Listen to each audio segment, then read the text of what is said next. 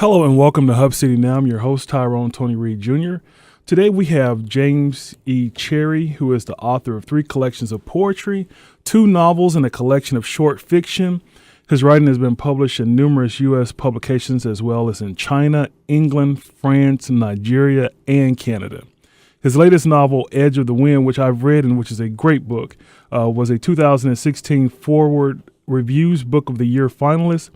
He has been nominated for an NAACP Image Award, a Lillian Smith Book Award, and a Next Generation Indie Book Award for fiction. He has a BA from Union University and an MFA in creative writing from the University of Texas at El Paso. He is an adjunct professor of English at the University of Memphis-Lambeth. He resides right here in Jackson, Tennessee, where he conducts a poetry workshop for the Griot Collective of West Tennessee, and he writes a monthly column for the Jackson Sun. Please, everybody, welcome back to the show, James E. Cherry. Thank you so much, Tyrone. It's good to be back on Hub City Now. Thank you so much for coming. You're doing some amazing things in the community. There's one thing. We've had you on before, and I wanted to bring you back because there's something interesting that you all are doing right now. Mm-hmm. That's with the Madison County Community Remembrance Project. Tell me about that and how you're a part of that and what's going on. Okay, so the Madison County Community Remembrance Project is part of a larger organization, the Equal Justice Initiative, based out of Montgomery, Alabama. Okay. So Equal Justice Initiative, or the EJI, their primary focus is to challenge racial and economic oppression, as well as mass incarceration. Okay. So they're basically a human rights organization, right. But they have established a museum in Montgomery, the National Museum for Peace and Justice. Right.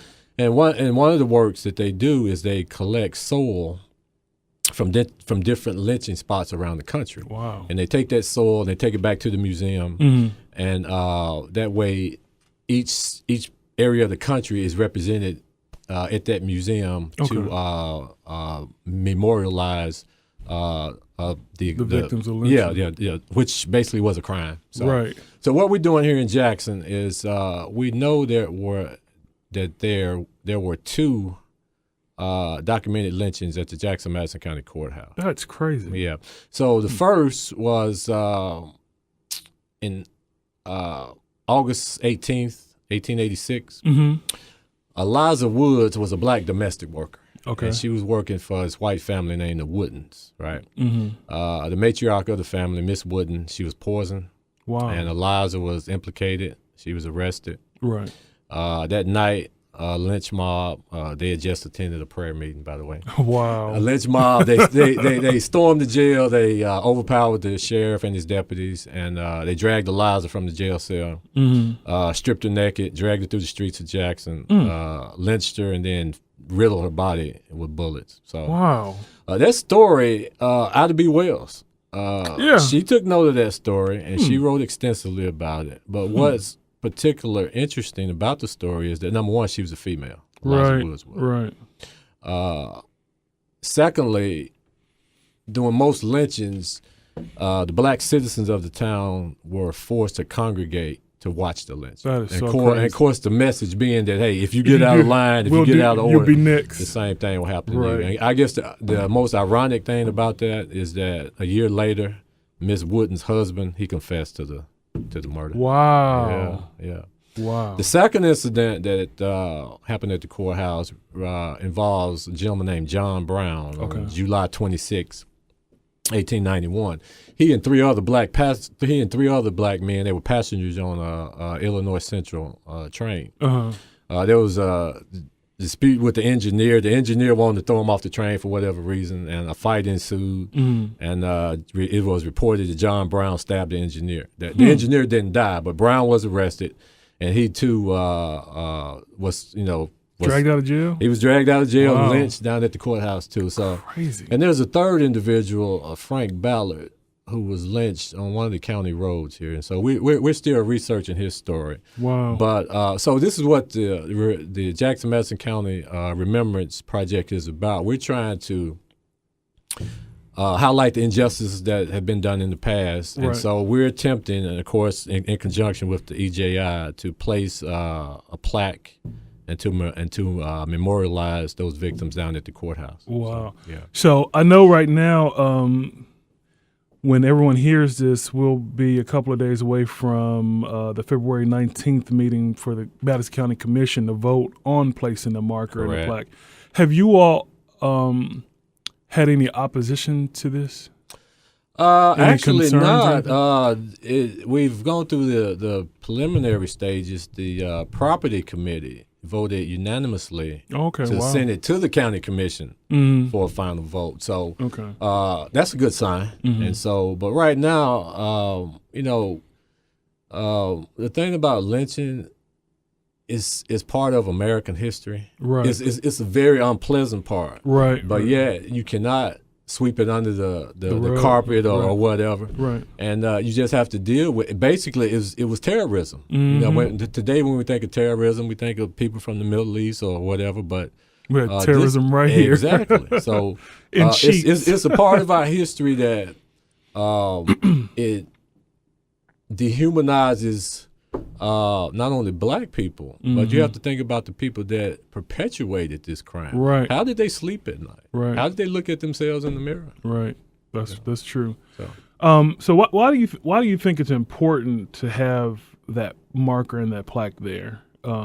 Some people may say, well, that was a century ago, over a century ago. Right. Why is that important to have up now? Well, because Eliza Woods and John Brown, they were somebody's son, they were somebody's daughter, they were somebody's mother or nephew or niece.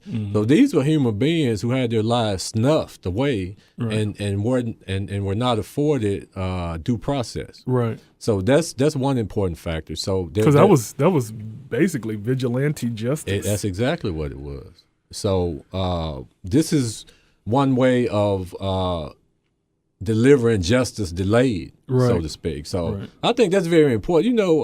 When you talk about racial matters, in South Africa, when Nelson Mandela was released in the early 1990s, right. Shortly thereafter, the country formed a Truth and Reconciliation Committee. So if you were one of the 4 white South Africaners who brutalized one of the 28 million black South Africans, you could go before this commission and you could confess your crime, and that'll keep you out of jail or the death penalty, right? If you were one of the 28 million black South Africaners who was a survivor of that brutalization, apartheid, it helped to healing process, right? Right. That's something that's sorely needed in our country. Right. We never had that. We're still going around and around about this race thing, and here it is, 2019, and we're dealing with it now more than ever. You look at Charlottesville, and we're still dealing with the same issues. And so maybe putting up this memorial will foster a conversation and even lead to some healing some way. Yeah. Right. So that Madison County Commission is scheduled to vote on February 19th at 8:30 a.m. at the West Tennessee Ag Research and Education Center, which is located at 605 Airways Boulevard in Jackson, Tennessee. We will mention what the outcome of that is on the next show, but just keep that in mind. How did you get involved with the Jackson Madison County Community Remembrance Project? In February,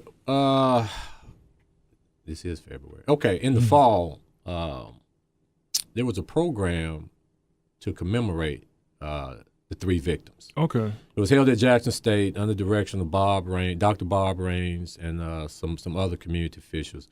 I was asked to pen a poem for the program, and the poem is about Eliza Woods. So if you'd like to hear that, go ahead. We have. So that's we're gonna have some poetry on Hub City now. That was my initial involvement in the program. So this is called Eliza Woods, Jackson, Tennessee, August 18, 1886. Most nights, you can find Eliza Woods downtown, sitting on the base of our monument to the Confederate dead, digging into the dirt under the moonlight, excavating for a relic of justice. Speak her name, she'll raise her head, scan the horizon that swallows your voice with echoes of curses, rebel yells, shotgun blasts that leave exit wounds in the sky. Sheriff Person could not protect you, Eliza. White men with torches, bloodlust in their eyes, ripped the clothes off your back and drove you from a jail cell into the August night. The carnival had come to town. White kids cartwheeled the stars. White women jostled babies on hips and reminisced about the last time. Their men slobbered a flask between them, and music square dance from H.C. Bryant's Hardware. Did you recognize the faces, Eliza? Black faces made to assemble and bow to a history of degradation and fear. Lessons taught from a crumpled constitution in the hands of Jim Crow. Forced to confess poisoning Miss Jessie, you spoke silence. Will not be the last to be slapped, spat upon, driven from one judgment place to another. Your sex will not save you. The color of blackness, unforgivable. Your flesh bruised along cobblestones, scraped raw on Jackson streets, strangled in a noose and nailed to a tree where gunshots found your body. The mob roared. The night sighed. In the morning, makeshift grave clothes entombed you. Shafts of sunlight filtered your remains, cast shadows on a silver crucifix, trampled in the broken earth. Wow. I mean, it.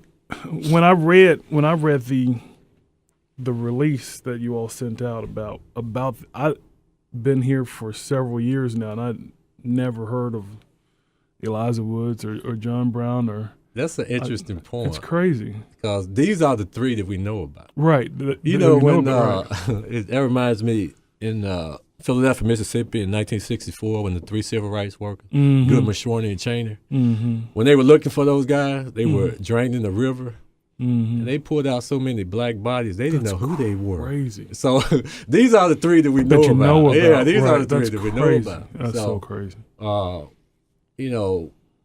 Black history is American history. Right. I mean, you can't separate the two. Right. And so this is something that it hadn't been dealt with, and I think it could be a tool that could provide some healing.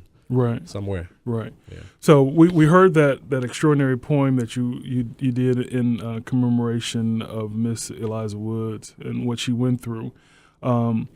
And that let's segue into what you do now, and that's with the West Tennessee, the Griot Collective of West Tennessee. Yeah. Okay, so the Griot Collective is a poetry workshop.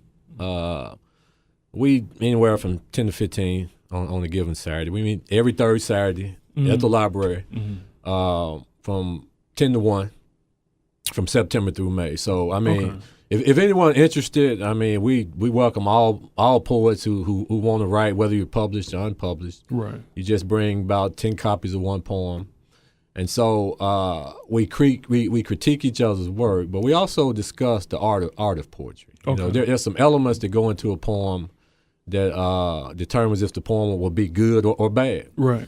For example, poetry. One of the things that we stress in the workshop is imagery, right? So this is what separates poetry from prose. You know, with poetry, it's kind of like taking you remember the old Polaroid cameras where you take the picture and it shoots out. So you're trying to capture a moment in time with a poem, right? And so that's done through imagery by utilizing metaphor and simile. Okay. Another component is poetry is about a distillation of language. In other words, if you can describe something with 3 words, it'll be better than trying to use 10 words. Right. So that concentrates the image even more, right? Right. Another aspect that we talk about is density, right? Most poems, on the surface, they say one thing, but it's a much deeper meaning below the surface. Right. And so, and then there's the thing about tension. You know, if you just describe a Thanksgiving dinner setting where the whole family is gathered around a table, that's not a poem. That's just a description. Right. So something has to be happening at the table, right? Right. So and the fifth thing that we emphasize is that when it comes to poetry is that what's at stake, right? Mm-hmm. So what is the poet risking to write this poem? Right. Okay. So we kind of have a holistic approach when it comes to poetry. Yes, your poems will be critiqued, but we talk about the art and craft of poetry. We talk about places to submit work to. We read contemporary poets. And we read traditional poets as well. That's awesome. So and is there an age limit on that? 18. 18. Yeah, we started Okay. 18. Okay. So for about 3 hours, every third Saturday, what we try to do is just try to provide an environment that encourages and nurtures poets on all levels. Okay. And you all for Black, what do you all do for Black History? Because I know you had a teen competition or that's a good point. Yeah. So what we do for Black History, we sponsor a poetry contest for school-age children throughout West Tennessee. Okay. So public or private school, that call is already gone out, and winners will be announced third Saturday in March. Okay. And what we do, we have a winner ceremony at the Community Cafe. Third Saturday in March at 1 p.m. Okay. And on that note, Tyrone, each May we have a visiting writer series. Okay. So May 18th, also at the cafe, from 10 to 2, our visiting poet will be Stephanie Pruitt, Dr. Stephanie Pruitt from Nashville, Tennessee. So she'll conduct a workshop from 10 to 12, and then at 1 o'clock she will give a reading of her own work. Okay. Both events are free and open to the public. That's awesome. All right. Now let's go to from talking about Black history here in Jackson, Madison County to poetry. Let's talk about fiction. Okay. And let's talk about your novel, Edge of the Wind, which I've read, and I tell everybody, you got to read that book. I appreciate it. It's awesome. Tell listeners who haven't heard about your book what it's about. Okay, so Edge of the Wind is there's a lot of poetry in Edge of the Wind. The protagonist is 25-year-old African-American man who has he's off his medication, right? And he's been holed up in his sister's bedroom. Because he has mental illness. He does. So that's one of the themes that's addressed in the book. But he's been at his sister's house, and he's been writing a lot of poetry. He's been reading a lot of poetry and a lot of literature in general. So he wants to see if his work is any good.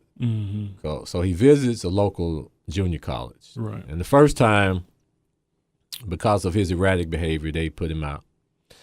But this time, he's determined to have his work critiqued. Right. So this time he visits the campus, and for him now, he's at the point where poetry is life or death. Right. So he visits the campus, and he walks into a literature class. And when they try to put him out, he pulls a gun, and he takes the class hostage. Right. So the book revolves around his struggles. The hostage negotiator. And you even touch on the hostages' lives, like what they're going through. It's like, wow. It's so my main character or protagonist is named Alex, right? Alexander Vanderpool. So one of the things that he missed in his life growing up was a father. Right? So the hostage negotiator, who's the sheriff, Sheriff Johnson, he lost his son in a car wreck recently. Right. So those two make a connection, right? Kind of like a father-son connection. But as you mentioned, the hostages, they have their own stories. Right. And so even the instructor of the class, the professor, right? So I try to intertwine all those lives together. Right. And hopefully the denouement is impressive. Right. I mean, they're forced to at that moment to decide. Well, they're all in a small room, right? So I mean, something has to choice. Give, right? Yeah. But the book came out in 2016, and the reviews have been very good. It was featured in I think the Dallas Star Telegram did a That's review awesome. on it, and several periodicals and journals. So, and it's still doing quite well. And it needs to be a movie. Yeah, I'm putting that out there All again. Right, I appreciate that. What was your motivation behind that? How did you come up with this story? What was Well, it's hard to say where a poet or a writer comes up with stuff. Mm-hmm. I mean, because we live in the world every day, and we come into contact with so many snippets of information Right. and bits of conversation and stuff on the news. But actually, there was a hostage situation at Dyersburg State in 2003 where a young black man took a math class hostage. Wow. So that story always stuck with me. Mm-hmm. And then, this idea of somebody so in love with poetry that it could have a life-changing effect, which it can. Right, Right. right. So I just, it's kind of a combination of several different lines just kind of ran together. Right. Yeah. That's awesome. How can people get a copy of your book? Where can The they book go? is available. Well, you can get everything on Amazon today. It's available in both paper and Kindle version. Okay. My website is jamesecherry.com. Okay. And I believe Books A Million, our local bookstore, has copies as well. Okay. All right. What's next for you? What are you planning on doing next? New book, book poetry? Writing will be involved some kind of way. I am still continuing to write a monthly column for the Sun. Okay. Those columns usually revolve around culture and politics and race. Mm-hmm. And I'm always writing poetry, and I'm still outlining some fiction projects. So I'm staying busy. That's awesome. Yeah. That's awesome. I want to go back to the Jackson Madison County Community Remembrance Project. Right. Is that open to anybody? How do you get into contact with them? Or if somebody may have some family history where it was passed down that so and so was lynched here in Jackson Right. Madison County. Right. We know their name. Can you find out more information to see if you can find any records or documentation for that? How does somebody get in contact with you all? for that? Well, I'm on the public relations committee, so I guess a simpler way would be just to contact me. Okay. My email is cherry@jamesecherry.com. Okay. Phone number would be 731-422-2524. Okay. All right. That's awesome. Thank you for all the work that you're doing, and I'm very interested to see what the county commission is going to do. People may think that putting up this plaque and this marker is controversial, but if I'm not mistaken, there's a statue there to the Confederate dead. Right. So, I mean, I don't, Right. I don't know how controversial that is. I Right. mean, I guess it all depends on who you ask, maybe. Right. I don't know. Right. But- Well, I mean, it's important, as they always say, it's important for you to remember that those who forget the past are doomed to repeat it. That's true. And like I said, I'm not from Jackson, Madison County, but I've Right. been here for years, and I had Right. never really heard Right. about Eliza Woods and John Brown, and who was The third person was Frank Ballard, Frank who Ballard. was the victim of mob violence on the county road. So Right. he too will have a separate marker. Right. But Eliza Woods and John Brown, actually, they may have their own down on the courthouse as well. That's what we're asking Right. anyway. So, Right. Yeah. So Wow. there'll be a total of 3 markers in the county. Yeah. That's just wow.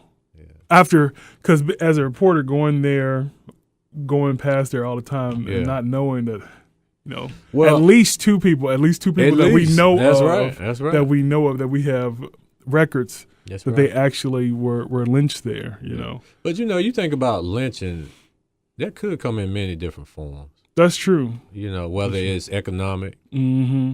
Right. justice system. Right. So, I Right. mean, Right. So lynching is a Right. pretty wide thing. But I want to mention before we close that one of the things I plan on doing this summer is driving to Montgomery to visit the National Museum for Justice and Peace. Okay. Because they say when you walk in, at some point, they have these steel pillars that represents lynching victims. Right. And so the further you go into the museum, the lower you go, and then you actually get this feeling of these people that are hanging above Wow. you. So from what I heard, it's a very emotional thing, and Jackson, Tennessee, is represented there with these three people. Right. So I think that's worth the drive. Right. It is for anybody. Right. You know.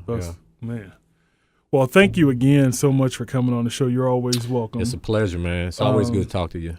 I want to thank our sponsor, Baskerville Funeral Home, R&R Custom Wheels and Tires Express, and Helping Hands of Tennessee.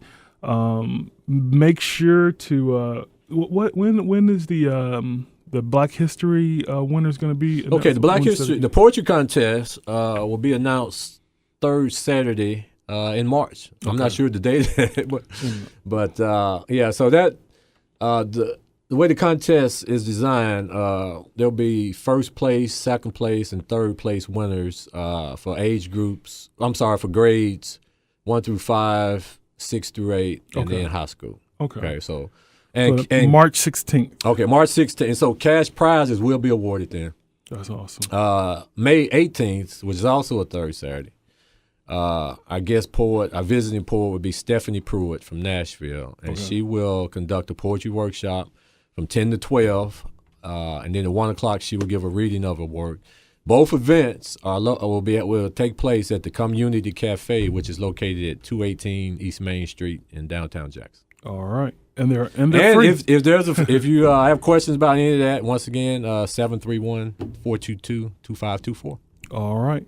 Well, thanks again for coming. You're always welcome. And thank you all so much for listening. You all continue to watch out for one another, be there for one another, and take care of one another. And hey, Black History Month is not over, and you can learn about Black history all year long. And make sure to find out what happened in the city that you live, in the county that you live. Like I just said, I've been here for several years, and I'd never heard of those victims. And like we said, there's so many other stories that haven't been told yet. That's true. And so many people who should be remembered, because without their sacrifice, the things that they went through, we wouldn't be where we are today. So amen to that. So you all continue to take care of one another and be there for one another, and have a very blessed week. God bless.